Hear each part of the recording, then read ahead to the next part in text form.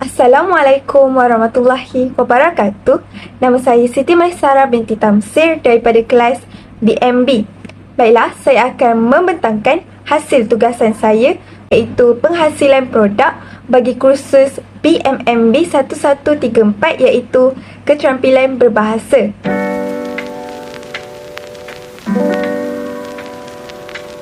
Melatih kuntum tumbuh melata, sayang merbah di pohon cemara.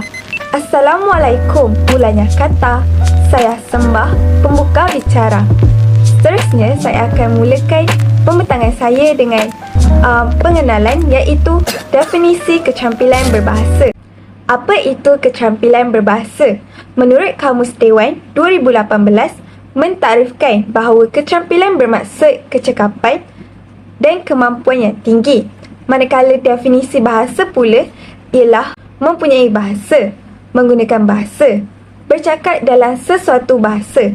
Jadi kesimpulannya, keterampilan berbahasa bermaksud kecakapan dan kebolehan yang tinggi ketika berbahasa melalui kemahiran mendengar, bertutur, membaca dan juga menulis bagi menyampaikan sesuatu mesej sama ada secara lisan maupun bertulis dalam urusan pekerjaan atau seharian seseorang. Seterusnya, kita pergi kepada halangan komunikasi dalam keterampilan berbahasa. Baiklah, terdapat 6 halangan komunikasi dalam keterampilan berbahasa. Yang pertama, maklum balas. Yang kedua, komunikasi sehala. Yang ketiga, gangguan saraf penerima. Yang keempat, penyampaian menerusi saluran kedua. Yang kelima, gangguan emosi. Dan yang terakhir iaitu yang keenam ialah gangguan luaran. Seterusnya, kini kita sudah masuk kepada halangan komunikasi yang pertama iaitu maklum balas. Keberkesanan sebuah komunikasi bergantung kepada maklum balas penerima untuk menunjukkan komunikasi dua hala tersebut berhasil disampaikan. Dalam konteks ini, penelitian maklum balas daripada penerima mesej amat penting untuk melihat sekiranya penerima tersebut benar-benar menerima maklumat yang disampaikan melalui proses komunikasi atau tidak. Misalnya, sesebuah komunikasi berlaku dalam bentuk bengkel menjawab soalan bahasa Melayu. Selepas guru yang mengendalikan bengkel tersebut memberi ilmu mengenai contohnya kata nama khas dan memberi soalan dalam sesi soal jawab tersebut. Akan tetapi, tiada murid yang dapat menjawab soalan tersebut. Maka ianya menunjukkan bahawa komunikasi yang berlaku tidak berjaya. Oleh hal yang demikian, maklum balas daripada pendengar amatlah penting untuk mengetahui tahap kejayaan komunikasi agar dapat ditambah baik atau dapat mencari metod atau cara untuk menghasilkan proses komunikasi yang lebih berkesan. Seterusnya, halangan komunikasi yang kedua ialah komunikasi sehala. Komunikasi sehala ini berlaku apabila pengirim berkomunikasi tanpa memerlukan maklum balas daripada penerima. Contohnya dalam bentuk pidato, ceramah, syarahan dan sebagainya. Dalam konteks ini, pendengar hendaklah mendengar dengan lebih aktif kerana tidak berpeluang untuk mengajukan soalan-soalan atau maklumat yang ingin diketahui dengan lebih terperinci.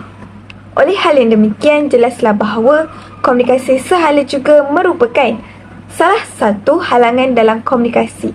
Kemudian kita pergi kepada halangan komunikasi yang ketiga iaitu gangguan saraf penerima.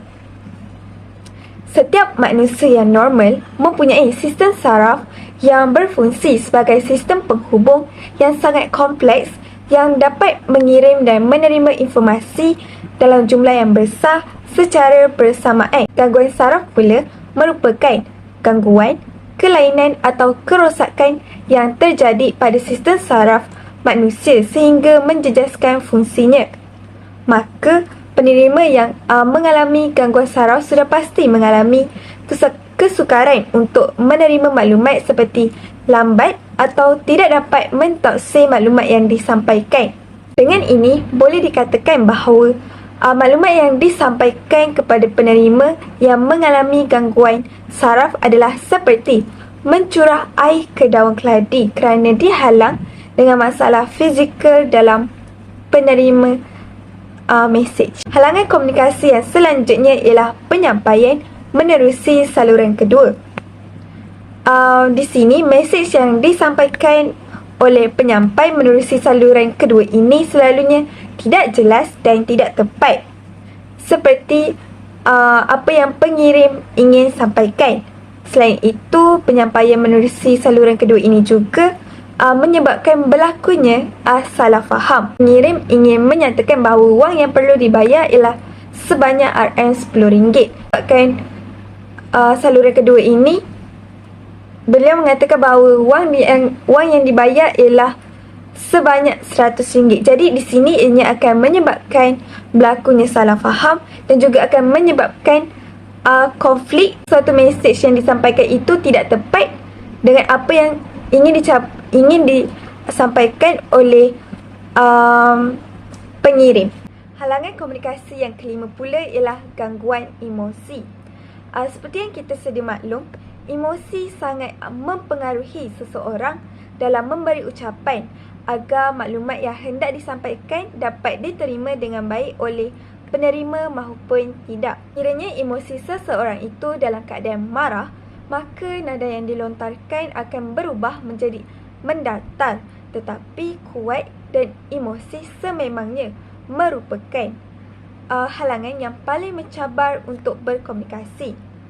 Gangguan emosi yang dialami mungkin berpunca atas faktor keluarga, hal peribadi dan sebagainya. Halangan komunikasi yang terakhir iaitu yang keenam ialah gangguan luaran.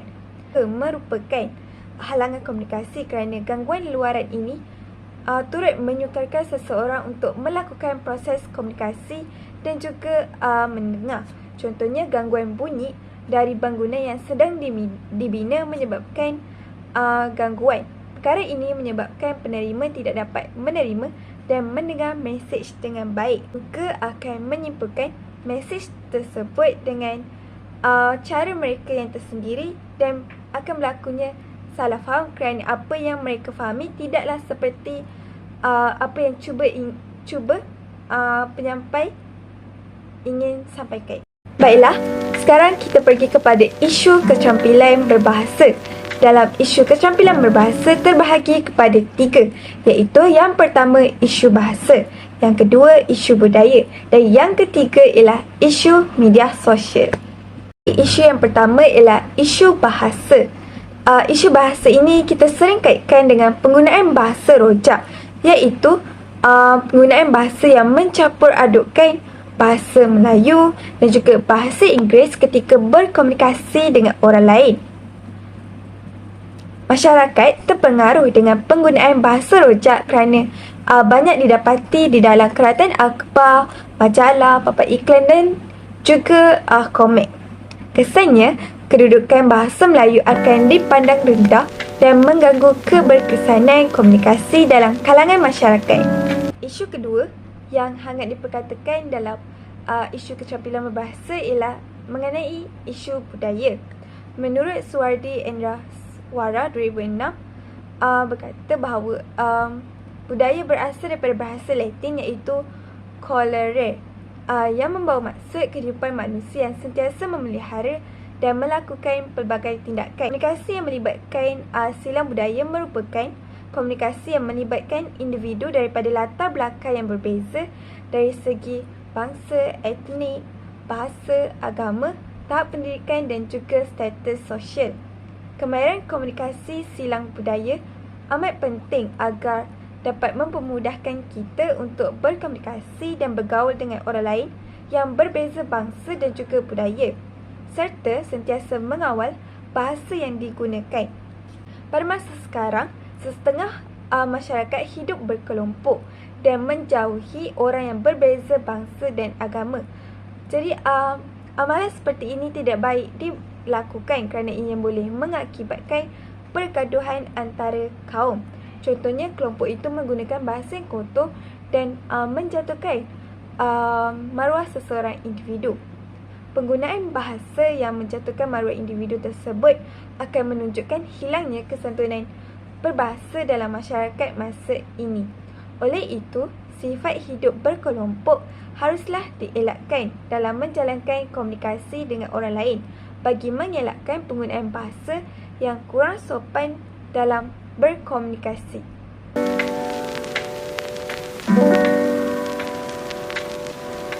Isu yang terakhir iaitu isu yang ketiga ialah isu media sosial.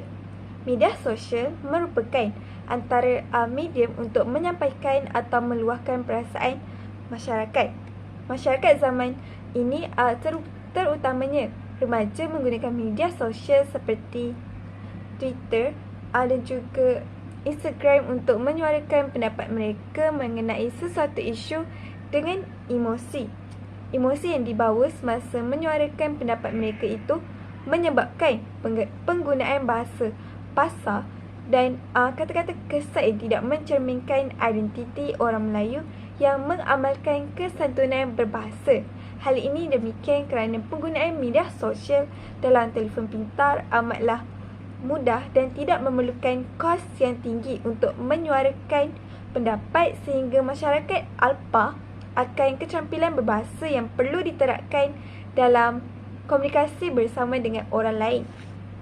Hal ini demikian kerana penggunaan bahasa rojak dapat menurunkan kualiti tata bahasa dalam kalangan murid. Menurut Fahmi 2017 dalam berita harian, penggunaan bahasa rojak secara berleluasa oleh stesen televisyen dan penerbitan akan membebankan tugas pendidik untuk memperbetulkan tata bahasa serta pemahaman bahasa Melayu dalam kalangan pelajar. Hal ini menyebabkan penggunaan bahasa dalam kalangan murid semakin teruk dan hilangnya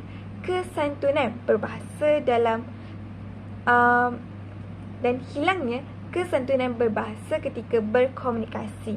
Oleh itu, pihak yang berkenaan haruslah mengambil tindakan untuk membendung isu penggunaan bahasa dalam media sosial bagi mengelakkan lebih ramai golongan muda yang menggunakan tata bahasa yang salah.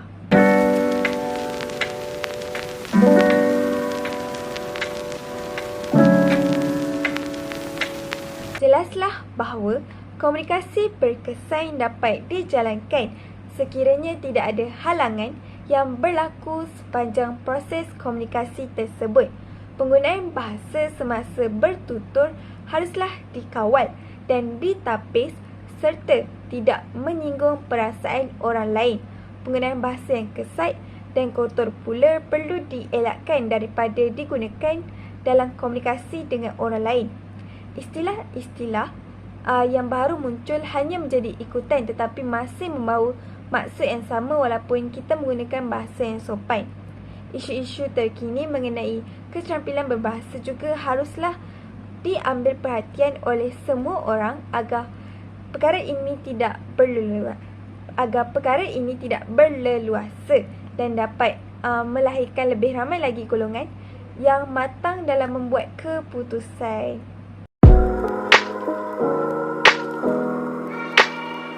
Sekian itu sahaja pembentangan saya untuk tugasan yang ketiga, iaitu penghasilan produk bagi kursus BMMB 1134, iaitu keterampilan berbahasa. Saya akhiri dengan serangkap pantun. Bunga seroja di atas para, jatuh ditimpa buah perangai. Andai kata tersilap bicara, kemaafan jua saya pohonkan. Sekian, wabillahi taufiq wal hidayah. Assalamualaikum warahmatullahi wabarakatuh.